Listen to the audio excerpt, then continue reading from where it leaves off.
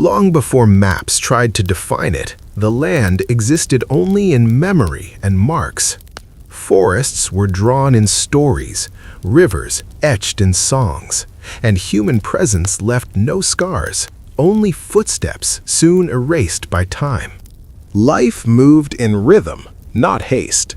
The Powhatan people built their world with wood, fire, and memory. Nothing was permanent, because permanence belonged only to the land. Across the ocean, shapes appeared, unnatural and vast. To the native eye, they looked like floating beasts. To history, they were the beginning of rupture. Walls were raised, but the land did not welcome them. Hunger, illness, and fear were etched into every face. Survival became the only religion. Two worlds paused. No one spoke the same language, yet everything was understood incorrectly. Eyes measured danger. Hands hovered near weapons. She existed between lines, neither fully one world nor the other. History would later repaint her, but here she remains only as ink and shadow. Fear was visible even in stillness. Bound hands, unfamiliar faces, ritual misunderstood as execution. This was not death, it was transformation.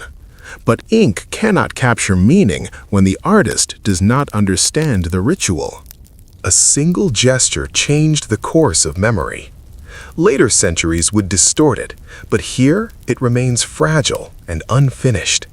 For a moment, knowledge flowed freely. Food, tools, warnings, shared not through treaties, but through trust that would not last.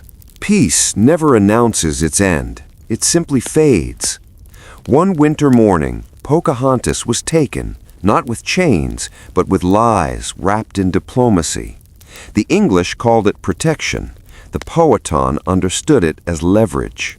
For the first time, the bridge between worlds was broken and carried away. In English records, names mattered more than people. Pocahontas was renamed, baptized, reshaped into something acceptable. Her identity was rewritten in ink she never held. The ocean that once delivered invaders now carried her away. The ship creaked like a living thing, its sails heavy with destinies she did not choose. No Powhatan songs crossed the Atlantic with her, only silence. In England, she was not seen as a woman, but as proof. Proof that land could be tamed, that people could be reshaped. Paintings replaced truth. Curiosity replaced humanity. Foreign air, foreign food, foreign expectations. Her body weakened as her spirit endured. Illness arrived quietly, as it often does in history. She died far from the forests that named her. Her death was recorded as a footnote, while her image lived on as propaganda. England mourned the idea of her, not the person. News crossed the ocean slower than grief. Among the Powhatan, silence fell heavy. The bridge had vanished. What followed was not immediate war, but erosion.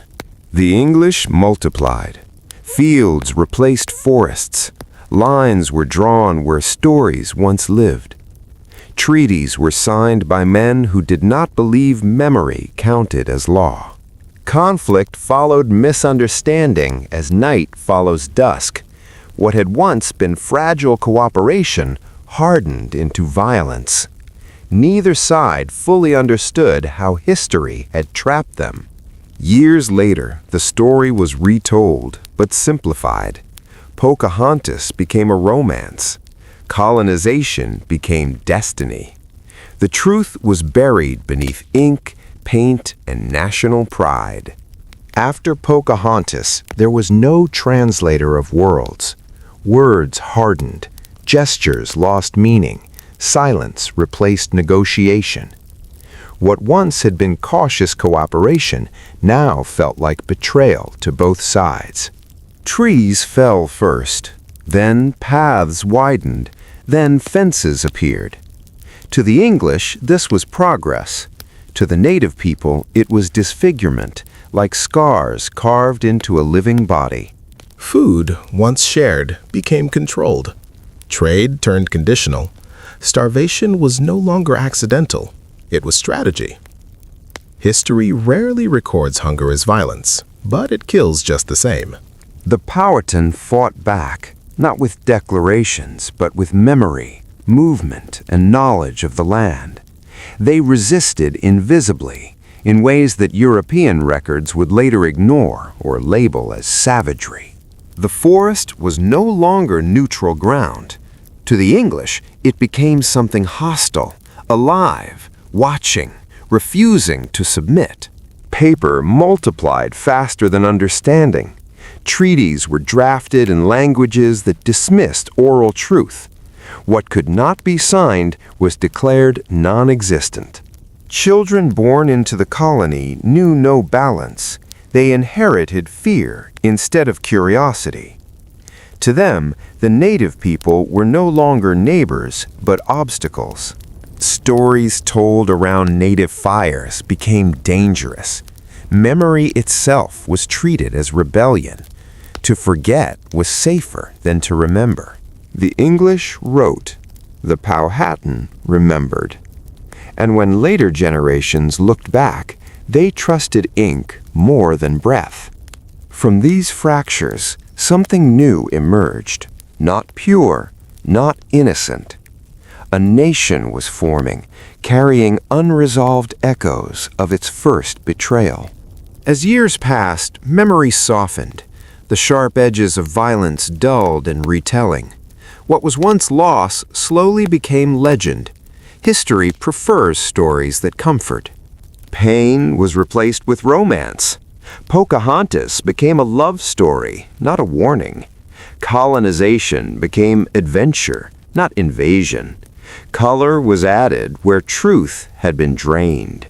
Generations of children learned a simplified past, names without context, events without consequence. The land remembered more than the books. Despite erasure, native nations survived. Languages whispered through generations. Traditions adapted, bent, but did not break. Survival itself became resistance. Rivers still remember old names. Mountains still hold stories. The land did not forget, even when people did. Modern America began asking difficult questions. Whose story? Whose silence? Whose truth? The answers were uncomfortable, but necessary. Every nation has an origin story. Few confront the cost paid by those who did not write it. America's beginning was not clean, but it was human. Debates over land, race, memory, and power are not new. They're echoes, still traveling from that first encounter in the forest. To remember honesty is not to destroy pride, but to deepen it. A mature nation can hold both achievement and accountability. Truth does not weaken identity, it strengthens it. The thread was never broken, only buried. It runs beneath American soil, through memory, land, and unanswered questions, and it waits to be acknowledged.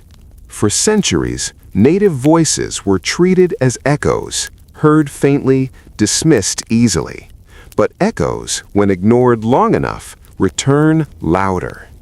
In modern times, native historians, artists, and elders began reclaiming narrative, not to accuse, but to correct. Hidden letters, biased journals, incomplete maps. As archives opened, America discovered that much of what it knew was partial at best and intentionally distorted at worst. When myths are questioned, discomfort follows. Pocahontas was no longer a fairy tale. She was a human being caught in machinery larger than herself. Truth replaced romance. Complexity replaced simplicity. Classrooms slowly changed. New textbooks spoke of land theft, broken treaties, and survival. Children learned that history is not just dates, but consequences. Communities began acknowledging whose land they stood on. Simple words, but heavy with meaning. For the first time in centuries, memory was spoken aloud. Healing did not mean erasing pain. It meant facing it without denial. America began to understand that reconciliation is not an endpoint, but a practice. What was buried resurfaced, not violently, but persistently, in art, in language, in law, in memory. The thread was never cut, only ignored. A nation's strength is not measured by how perfectly it began, but by how honestly it remembers. This realization did not weaken America, it deepened it. The future did not belong to one memory alone. It belonged to shared responsibility. Only together could the unfinished story continue, more carefully this time. This is not the end. The forgotten threads still run beneath American soil, waiting, not to accuse, but to be acknowledged. History does not demand guilt. It asks for honesty, and the land remembers everything.